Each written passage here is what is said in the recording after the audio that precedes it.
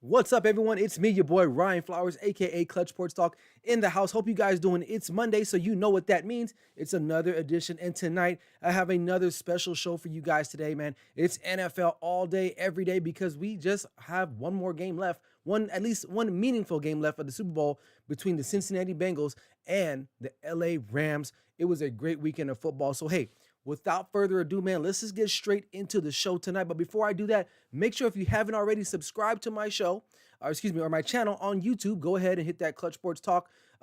Search it up, subscribe, hit that notifications link, and it'll let you know everything Clutch Sports Talk related. I appreciate that. Continue to try to build this brand, get that page going. So I need your help. So I appreciate you guys. But without further ado, man, let's get straight into the show. So, first things first, I want to start by congratulating the LA Rams and the Cincinnati Bengals, which two teams I will be talking about here respectively here in the next couple moments.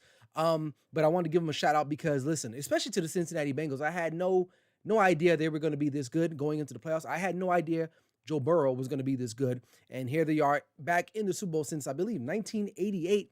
That's quite some time. It's over 30 years ago. And then also the LA Rams getting it done.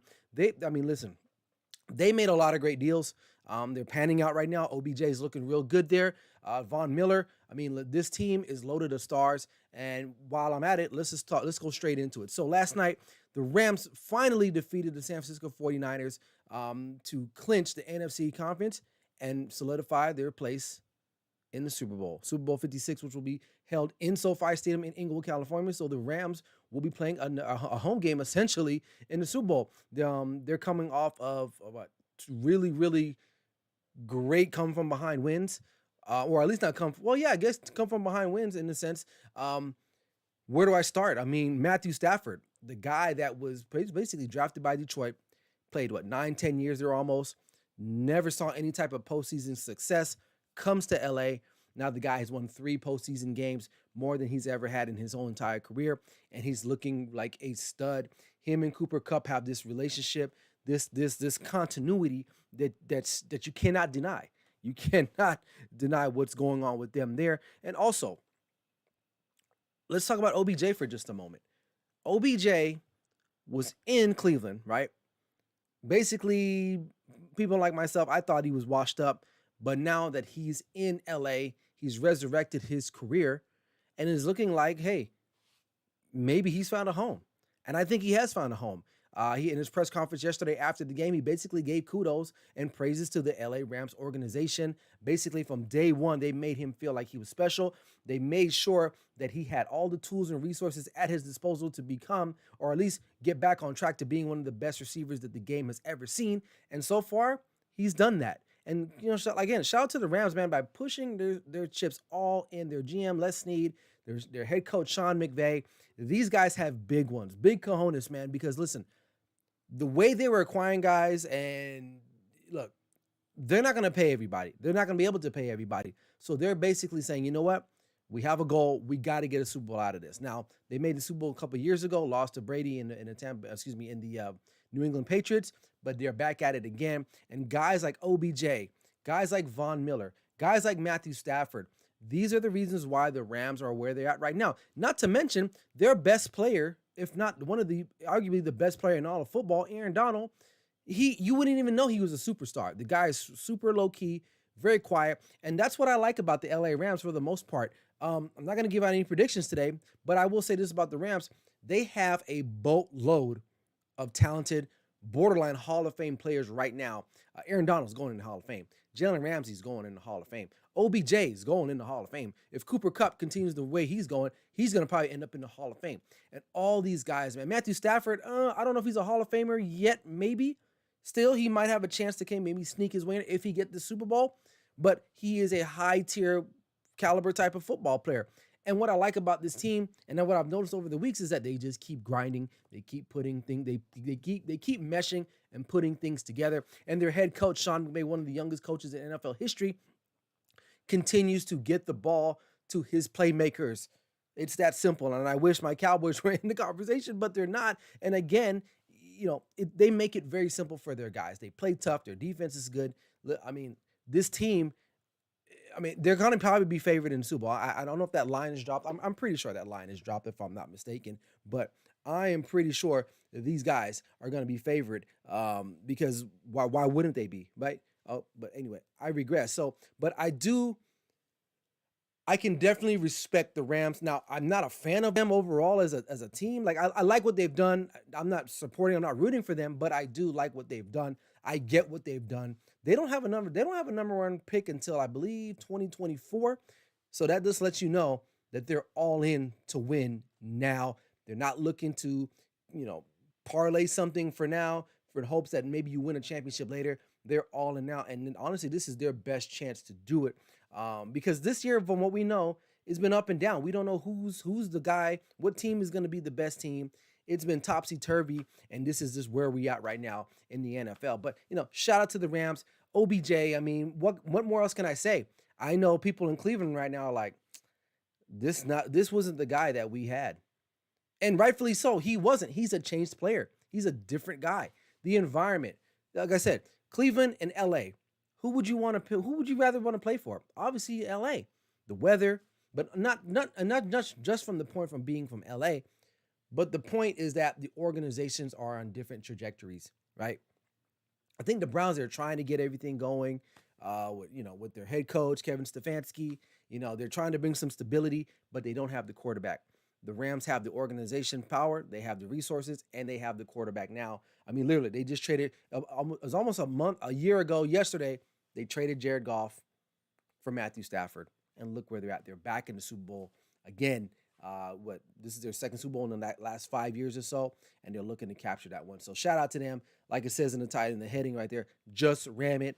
For those who don't know, go to YouTube and search "Just Ram It." It's a crazy, funny video from the late '80s, early '90s. It's like a LA Rams theme song. It's hilarious. So go check that out. All right.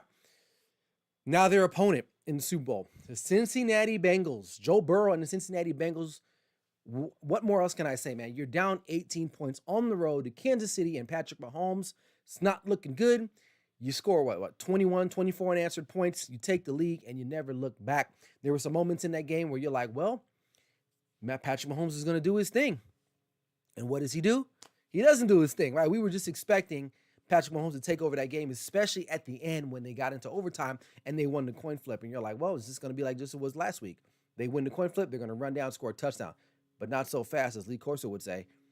The Bengals held. They got it, they basically, I believe they got the interception, turned the ball over, set up McPherson for the field goal, and the rest is history. Now, the Cincinnati Bengals, man, listen, Joe Burrow, I was not high on Joe Burrow. I missed the boat on him. I'll be the first to say it. But what I've seen out of this guy, now, his numbers last night weren't incredible, but the guts and the moxie to be on the road, to be down to a Super Bowl winning champion, an MVP in Patrick Mahomes and the Kansas City Chiefs. What a daunting task. Honestly, when that game got out of hand quickly, Mahomes threw 3 touchdowns in the first half, if I'm not mistaken, at least 2 touchdowns. I'm thinking, oh, this is going to be a typical Chiefs game. They're going to get out, they're going to blow this team out, and they're going to be in the Super Bowl. Didn't happen that way. The Bengals basically fronted them 21 points, regrouped, came back at halftime, got the running game going, and they slowed down Patrick Mahomes. He didn't score any more points the rest of the game.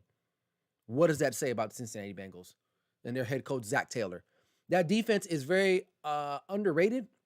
They don't have big names on their defense. Now, if you watch football, you know they got some dudes over there. You got your safety in Hilton. You got former cornerback Cheeto Bayawuzie, who was a Dallas Cowboy cornerback.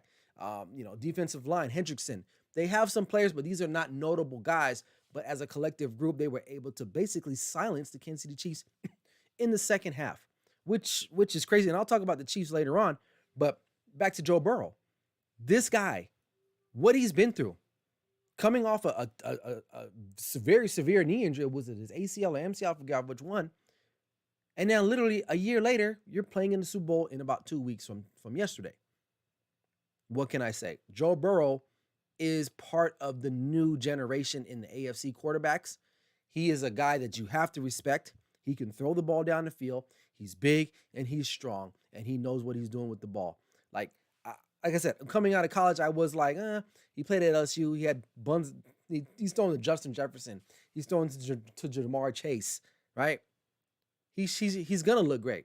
Comes to the NFL, takes his licks. Even last year, he did have some promising games and some moments that led people to believe, like, you know what, this guy's actually talented. And now watching him this year, I'm just like, wow, man, he is the Tiger King. And back to Jamar Chase, like I remember when they drafted him. Again, I was wrong. Listen, I don't do this to be right all the time. You're gonna have takes, you're gonna be wrong. That's just how it goes, right? When they drafted Jamar Chase over Penei Sewell, I was like, that's stupid. You have a franchise quarterback in Joe Burrow. Get him some offensive line help. Now they still need that, obviously, but drafting Jamar Chase really changed the game for the Cincinnati Bengals because now their offense had some oomph, it had some firepower to go along with the T. Higgins and Joseph Mixon, you know, those type of guys, Tyler Boyd. Now, and then you have the quarterback. So Jamar Chase honestly was their best draft pick, and boy has he lived up to the hype. Now it didn't look good in the early on in the preseason, dropping a lot of catches, but once the season started, the guy was phenomenal. Now he's caught over 1,000 yards. You know, as a rookie, the sky's the limit for this tandem. And you look at their place holding right now. They won the AFC North, right? Um, you know, who else is in that division? You still have Lamar Jackson. Okay, I think Lamar Jackson might be on a slow but steady decline. Who else? Baker Mayfield. He'll be better, I think, maybe next year, but he's still not the guy. And then for what we don't know, we don't, well, obviously we do know who do the Steelers have at quarterback in Pittsburgh? Mason Rudolph. This is Joe Burrow's division. And right now, it's going to be his conference. Now, I've talked about this in the past. There are a lot of great quarterbacks now in the AFC. Young guys, like I said, Justin Herbert, Joe Burrow, right? Derek Carr, even though he's not young, still a guy there. Josh Allen, a young quarterback. Patrick Mahomes, a young quarterback. But Joe Burrow is definitely, if not one of the best quarterbacks right now in the AFC, and they proved that, right? So I'm not gonna say no predictions today, but I like the Bengals' chances, honestly. I really do. And I'll kind of break that down a little bit, maybe next week or on my Sunday live show next week. Well, I'll probably discuss that and kind of open up the can of worms and maybe break down the Super Bowl just a tad bit. But I do like the Bengals' chances because they showed a lot of moxie, man. That dude, it's not hard. I mean, it's not easy, excuse me, to go into Kansas City, but whatever, go at 0-0. But to fall behind 18-0, that stadium gets going. Patrick Mahomes start getting in a groove, and boom, just like that, you're down, man. And to come back from that, that's crazy. It's crazy. And they've done it. They've done it. They've shown a propensity in the playoffs to win these close games. They won their first game against the Las Vegas Raiders. Then you go on the road to Tennessee. You knock off the number 1 seeded team there, and then you knock off the number 2 seeded team in Kansas City, a team that you just recently played, and you beat them twice in comeback fashion. So if Joe Burrow, to me, is not the comeback player of the year, I don't know who else needs to be. Dak Prescott had an opportunity. He let it fall by the wayside. Joe Burrow is definitely the comeback player of the year in my estimation. If there's anyone else out there, I don't know because I just don't see it. So anyway, all right, moving on. It's just crazy. But listen, so we got some new head NFL coaches. The New York Giants hired their guy, Brian Dable. Indianapolis Colts, Chicago Bears hire a defensive coordinator in Eberflus. I can't say his name right correctly. And the Las Vegas Raiders, and to me, a head scratching, Josh McDaniels. So briefly, listen,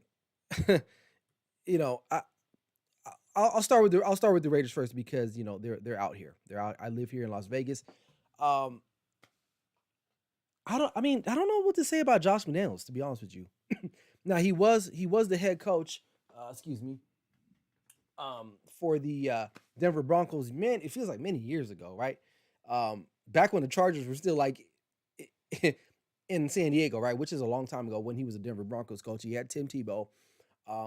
Then for whatever reason, he got fired, moved on. Believe he was going to take the coach job. Then faxed in his resignation, literally like the day or the day after he got it. And then, whatever, went back to New England, got two more Super Bowls with Tom Brady. And then now enter Mac Jones. And now he's a head coach of the Las Vegas Raiders. Now, offensively, I think he's a gifted mind, obviously, right? So no there. But I don't know if he's the guy to be a head coach. He might be a better coordinator, which is fine. And but maybe he wants to take another stab at it. I just don't think it's going to work for the Raiders, man. I think they needed. Um, I don't know. I just is there something about it? I don't know what it is exactly, but I just know that this move to me was kind of a head scratcher in a way, and it could work out. But because I'm a big proprietor of offensive coaches being head coaches. Why? Because I feel like it's a quarterback driven league. You need your head guy to be offensive minded. And I always bring up this example Sean McVay, offensive guy. Who does he hire to be his defensive coordinator his rookie year as a head coach? Wade Phillips. So he can just worry about the defense and he worries about the offense. And they what, second year they made a Super Bowl, right? They didn't win it, but they were there, right? And they're back again. And he's done the same thing. He, when got Raheem Morris, who's a good defensive coordinator, and they have great talent too to go on top of that.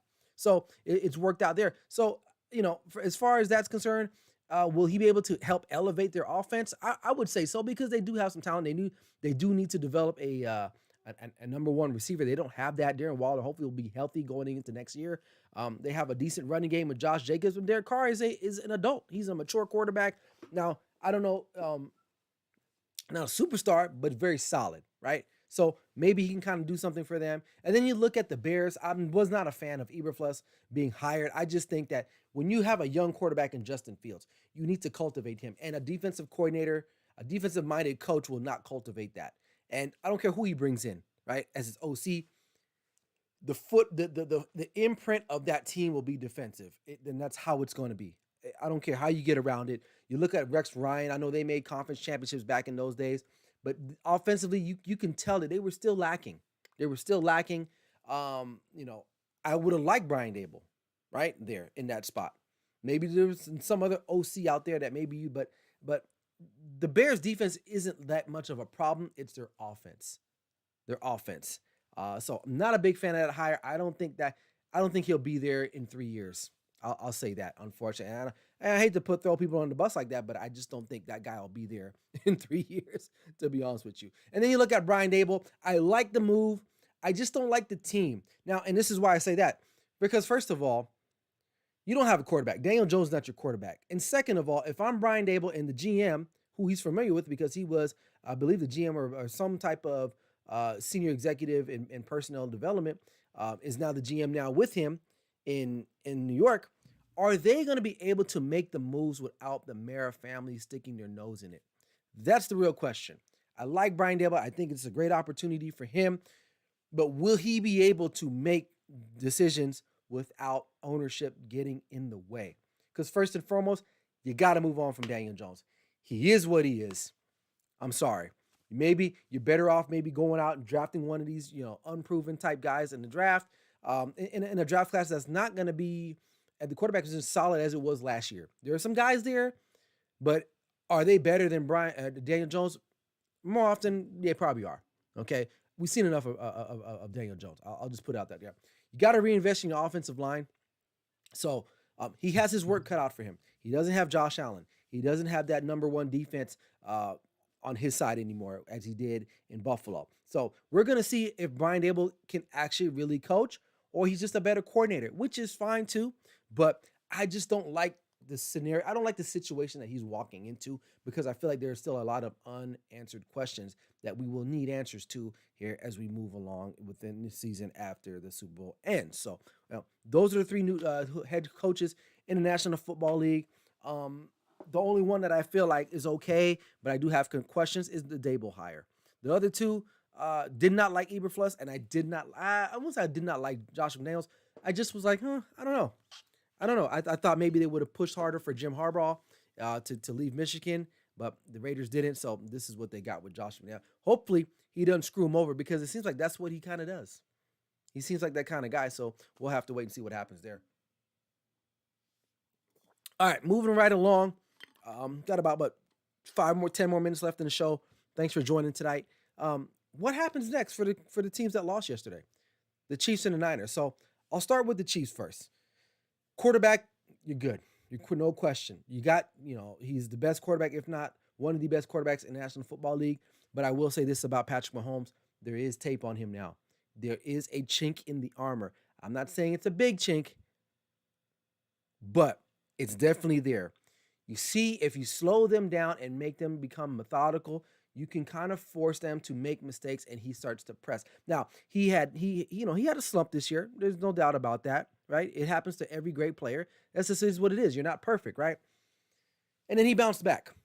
Okay. But he reverted back to old ways. He almost gave up the game in overtime, in regulation, almost fumbling the ball, trying to make a play down the field. He's still, I wouldn't say he's young. He's been in the league now. He's an MVP. He's won a Super Bowl. He knows what time it is. He'll be better next year for sure. And I think they'll be better for it. They need to come back to the drawing board. They need to figure out ways that they can still push the ball down the field because that's what they want to do. Right. I'm not saying they're not going to suck. The Chiefs will be in question. They will be in contention again next year. There's no doubt about that. Regardless who wins the Super Bowl this year. Why? Because you have a great head coach in Andy Reid. You have Patrick Mahomes. You still have Travis Kelce. You still have Tyreek Hill. You still have all these other weapons that are there. So they're not going to fall off. Now, I will say they need to develop their secondary a lot better. That's been their Achilles heel, and it showed up again a little bit yesterday. Jamar Chase got a little, he got loose there, right? He got loose, and that's been the Achilles heel for this team. Has been the defense. Now, the year they won the Super Bowl, their defense was just good enough to win the Super Bowl, but they've shown times that they're very vulnerable. And honestly, that's why I kind of in my mind, I said, the Bengals actually have a chance because you can score on the Chiefs. You can score on them at some point. They will give you plays to score, and that's exactly what happened. Now, it was looking great for them early on, but then when the Bengals got going, it was hard to stop them, and they end up winning the game, and the Chiefs are going home. So overall, if you're a Chiefs fan, it sucks. You're not going to be in the Super Bowl, but you can say, you know what, we'll be back. We'll reload, we'll retool, and we'll be right back in contention again. One of the top teams in all of the National Football League, and as simple as that. So, but there is a small dent in Patrick Mahomes. I still think he's phenomenal. Still a great football player, great quarterback. And I'll say this too. He's got to figure out the family situation. Honestly, the reason why I cheer against the Chiefs, I can't stand his brother and his wife gets on my nerves. All the TikToking and people that TikTok, it has nothing to do with TikTok. It's just their entitlement, the way they act, the way they go about their ways. I just don't like that, and I'm glad that they lost yesterday because I don't have to see Jackson Mahomes and his wife get on Instagram or wherever media platform that they use to annoy people. So they can be quiet for a little bit. So the other team that lost, the San Francisco 49ers, let's just be honest, it's time to move off from Jimmy Garoppolo. We've seen this story before. He's still a good quarterback, but we've seen what he's done now with San Francisco. He'll put you in games. You'll be in some really big games, but I don't know if you'll be able to win a lot of big games with Jimmy Garoppolo at your quarterback. His mobility isn't that great, and we know Kyle Shanahan's offense kind of tailors a mobile quarterback. And guess what? You have a Trey Lance on your bench right there. I think it's time for him to take over the reins and move on from, because this team can win with any solid quarterback play. That's what they've shown. They run the football. They're very physical. Deebo Samuel has emerged as one of the better receivers. I wouldn't say he's one of the top receivers, but he's one of the best, one of the better players in the National Football League, because you can line him up anywhere and he runs hard. I mean, he's carrying linebackers when he's running the football. Not a lot of wide receivers can do that. He's tough. George Kittle, another great player. So they got some talent. The offensive line is pretty good still. Trent Williams, one of the best left tackles, if not the best left tackle in football right now. And they run the ball, right? Kyle Shanahan, the only thing about him is that, again, he's blown another late double-digit lead in a big game, and they've come back. And this is kind of becoming a trend for him. He lost a Super Bowl this way. I believe, what was it, a couple years ago? He lost another playoff game and when they were up big, right? And again, yesterday, you're up 10. You somehow lose this game. The momentum switched. I mean, when they went up 10, I thought Niners might walk. They're probably going to run away with this. But for whatever reason, he takes the foot off the gas. I don't know what why does he do that? Niner fans, let me know. I just can't. I just don't understand the guy. But listen, this team is still good. This team is still good. It's in a tough division, right? Rams are there, obviously. Cardinals, they're a good, formidable team. They've shown that they can win some games. I don't know if they have a lot in the tank at the end of the day, especially Kyler Murray to finish a full season. But that's a good team, So it's the Seahawks. The Seahawks, they're a conundrum because you don't know what Russell Wilson will be like next year. We don't know. But as far as the Niners are concerned, move off from Jimmy G. Trade him to like Pittsburgh or something like that, because Pittsburgh needs a quarterback. And I think he would fit nicely in Pittsburgh. They run the football, they have good defense. It's perfect for him, just like how it was set up for him here in San Francisco. And Kyle Shanahan, dude, when you have someone on the ropes, go for the jugular, kill them, get it over with. You'll win a lot more close football games, big games like that moving forward. So, all right, this is it. Before I get out of here, man, I got my clutch, not so much segment. Basically, I picked out some players, teams, situations that I thought were clutch, and some others that were not so much. So first tonight, I gotta give a shout out to my boy Cooper Kupp, one of the best receivers in the National Football League. Does not get a lot of credit. I mean, he led the league, I believe, in receiving yards, touchdowns, and yards per catch. The guy is an absolute monster. He came up big last night. And not last night and the week before, but last night for sure, scoring 2 touchdowns against the San Francisco 49ers, a team in which does not give up a lot of touchdowns. Cooper Kupp definitely was clutch last night. Kyle Shanahan, not so much. Again, like I just pointed out, blowing another double-digit lead late in a game to lose it. That's been the knock on him now. He'll get you there, but can you win the big game with him? It remains to be seen. So we'll have to wait and see what happens with him moving forward in his head coaching career. And clutch. I didn't talk about it today. I didn't give him his own segment, but listen, what more can you say about Tom Brady, man? One of the greatest to ever do it. Mr. Clutch. I mean, that's what it is, right? Outside of me being Clutch Sports Talk, he's one of the most clutch people I've seen. And if he does, in fact, retire, which that's what it's alluding to, I think they're just waiting for some dates. That way he can get his money. He will retire. It's the end of an era. Like, I remember, that's how I know I'm getting old, because I remember watching Tom Brady when I was in high school, and I graduated in 2002. So that, if you do the math on that, lets you know, like, wow, yeah, I'm old, yeah, or I'm getting older. So with him gone, he's actually the last quarterback from my generation growing up, like seeing him play. A lot of these are, the newer guys. These are new guys. These guys will be guys that my son will watch growing up, right? So watching Tom Brady retire and hang him up, it's kind of like, wow, it kind of puts a nail in the coffin there for my youth right there, because now he will be retired, and rightfully so. He's done a lot. He's done a lot, man. So congrats to him. And finally tonight, not so much. Patrick Mahomes, Kansas City Chiefs, couldn't get it done. You blow an 18-point lead, and you lose at home. Not a good look. They'll be back, like I said, but Patrick Mahomes definitely needs to look in the mirror a little bit. He needs to cut down on the turnovers.